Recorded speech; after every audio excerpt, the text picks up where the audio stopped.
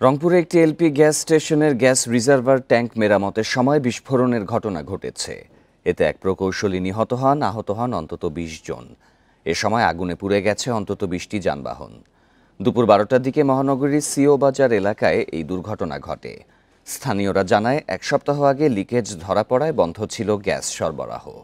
আজ মেরামতের সময় হঠাৎ বিকট শব্দে কেঁপে ওঠে এলাকা। বিস্ফোরণের তীব্রতায় গ্যাস স্টেশনের কাউন্টার, সেখানে দাঁড়িয়ে থাকা ১৩টি মাইক্রোবাস ও অ্যাম্বুলেন্স পুড়ে যায়।